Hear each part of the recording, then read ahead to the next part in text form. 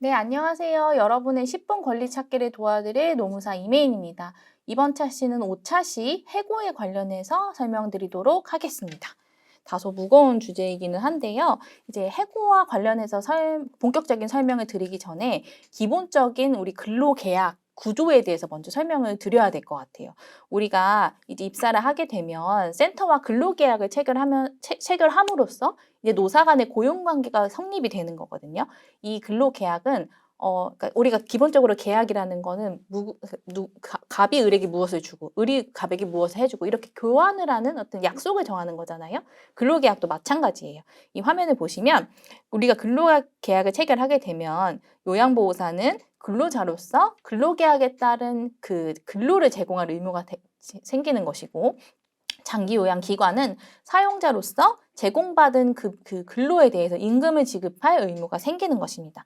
이런 식으로 근로계약 관계가 형성이 되고 권리 의무가 형성이 되는 건데, 이거를 잘 알아두셔야 된다고 말씀을 드리는 이유가요. 우리가 근로계약은 센터랑 체결하지만 일은 어디서 하죠? 특히나 이제 방문요양 같은 경우에는 일은 이제 센터가 아니라 시설과 같이 이제 요양원, 이제 데이케어 센터 이런 이제 센터의 사업장에서 근무를 하는 것이 아니고, 방문요양 선생님들은 이제 어르신 댁에 직접 나가셔가지고 근무를 제공하시게 되는 거잖아요. 그렇다 보니까 사실 방문요양 선생님들은 센터장보다 어르신을 더 마주할 일이 많으신 것 같아요. 그래서 특히나 방문요양 선생님들이 이제 어르신과의 관계에서 문제가 생겨서 이제 근로를 못하게 되셨을 때 이거를 해고로 받아들이시는 경우가 많거든요. 근데 사실은 그렇지 않다는 점. 왜냐하면 근로계약은 그 요양보호사와 어르신이 체결하는 게 아니고 요양보호사와 센터가 체결하는 거거든요. 그래서 어르신이 예를 들어서 돌아가시거나 아니면은 요양원에 입소하시거나, 그렇게 어르신이 이제 어르신의 사정으로 서비스가 종료돼서 요양보호사가 근로를 못하게 되는 사정이 생기더라도 이게 센터가 요양보호사를 해고한 상황은 아니기 때문에 근로관계가 단절되지는 않습니다. 그래서 이 하단의 박스를 보시면 요양보호사와 소속 장기요양기관장은 근로자, 사용자의 고용관계이기 때문에 요양보호사의 임금은 사용자인 기관장과 근로계약을 통해 결정됩니다. 따라서 수급자인 어르신이 서비스를 중단해도 요양보호사와 기관 사이의 고용관계는 유지됩니다. 이 말이 바로 이 근로계약의 기본적인 구조에 의해서 이제 구조의 기반에서 드리는 설명인 것입니다. 그래서 다시 한번 말씀을 드리지만, 어르신 사정으로 서비스가 종료되었더라도 방문요양보호사 선생님들의 근로관계가 종료가 되는 것이 아니에요. 이거를 해고로 받아들이시면 큰 문제가 생길 수 있습니다. 자, 그러면 어떤 상황이 해고냐? 결국에 어르신도 아니고 보호자도 아니고 센터가 요양보호사에게 그만 나오세요 라고 통보하는 이 상황이 해고인 거거든요. 그리고 이 해고는 근로자와 근로관계를 일방적으로 파기하는 것이기 때문에 근로기준법에 따라서 엄격히 그 절차와 그 요건을 갖춰야 돼요. 어떤 요건을 갖춰야 되냐? 그 첫 번째로는 해고가 정당하기 위해서는 그 사유가 정당해야 돼요. 정당한 해고 사유라 하면은 기관의 사정이 어려워서 이런 게 아니라요. 요양보호사의 귀책으로, 요양보호사의 잘못으로 근로관계를 유지하기 어려운 사정이 발생해야 합니다. 예를 들어서 뭐 이런 일은 발생하지 않아야겠지만, 요양보호사 선생님이 이제 뭐 어르신 뭐 노인학대를 한다라든지, 아니면 요양보호사 선생님이 뭐 센터를 상대로 무슨 이제 부당하게 어떤 잘못을 저지른다든지 이런 상황이 발생하면 더 이상 이제 노사 간의 근로관계가 이어질 수 없는 상황이 발생한 거잖아요. 이런 상황이 발생했을 때 그 상황만이 정당한 해고 사유가 될 수 있습니다. 두 번째로 해고 사유와 해고 시기, 언제까지 그 센터를 나오면 될지 이 시기를 정해서 서면으로 통지를 해야 돼요. 그래서 해고는 말로써 되는 게 아닙니다. 그래서 센터가 그 요양보호사 선생님을 해고할 때에는 해고 사유와 해고 시기를 적어서 반드시 서면으로 교부를 하여야 그 절차적으로 해고가 정당하다고 봅니다. 이 두 가지 요건을 갖추지 못한 해고는 그 자체로 부당해고입니다.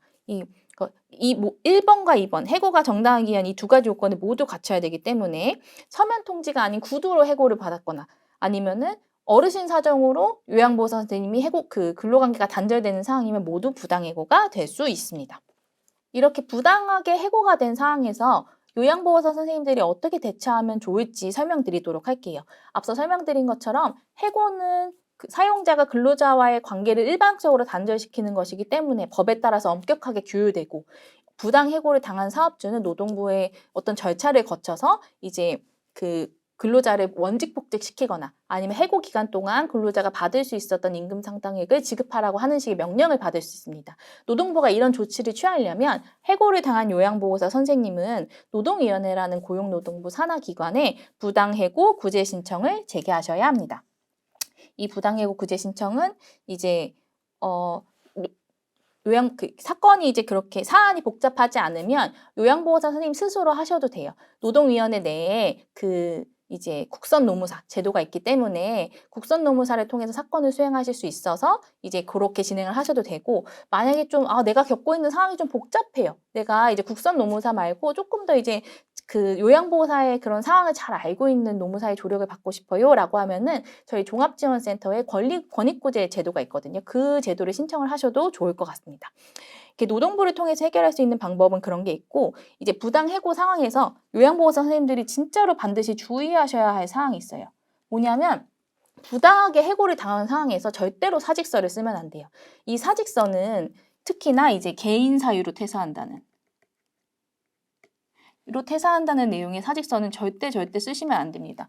왜냐하면 요양보호사 선생님들이 이제 법을 잘 모르시니까 이제 착각을 하시는 게, 실제로는 내가 해고 당하는 거니까 내가 개인 사유로 이렇게 사직서를 쓰더라도 이거는 효력이 없어, 이렇게 생각하시는 경우가 있거든요. 근데 우리가 어른이 되면 내가 작성하는 문서와 그 내용에 대한 책임을 그냥 스스로 지는 거예요. 법원은 이 내가 작성한 그 문서의 내용대로 내 의사가 있었다고 간주를 하거든요. 그렇기 때문에 내가 실제로는 내가 개인 사정으로 퇴사하는 게 아니더라도 내가 서류를 그렇게 작성을 해버리면 그 서류가 내 마음이 되는 거예요. 그래서 내가 실제로 해고 당하는 상황일 때 사직서를 절대 쓰시면 안 돼요. 이 사직서를 쓰게 되면 나중에 노동부 절차를 통해서 부당해고 구제 신청을 하더라도 이길 수가 없어요. 이기더라도 되게 어렵게 이기시게 되는 상황인 거예요. 가능성이 되게 떨어지는 거죠. 그래서 이렇게 내가 원하지 않는 상황에서 근로관계가 종료될 때는 절대로 사직서를 쓰시면 안 됩니다. 의외로 요양보호사 선생님들이 퇴사할 때 사직서 쓰시는 분들이 너무 많아요. 근데 절대로 그렇게 하시면 안 됩니다. 그리고 해고와 관련해서 해고 자체가 사용자가 근로자를 해고할 때 정당한 사유와 절차를 갖춰서 적법하게 해고해야 되는 부분도 있지만 해고 통지도 여유롭게 해야 돼요. 무슨 말이냐면 우리 근로기준법에는 근로자를 해고를 할 때 적어도 30일 전에 미리 알려줘라 라고 되어 있습니다. 왜 그러냐면 갑자기 근로자한테 나가라고 하면은 근로자가 어떻게 먹고 살아요? 생계랑 연관된 거잖아요, 근로계약은. 그렇기 때문에 법에서는 30일 전에 미리 알려줘라 라고 되어 있고, 부득이 사업장에서 근로자를 해고할 때 30일의 기간을 지키지 못하고 즉시 해고해야 되는 상황이 되면 30일분의 임금을 줘라, 이렇게 돼 있어요.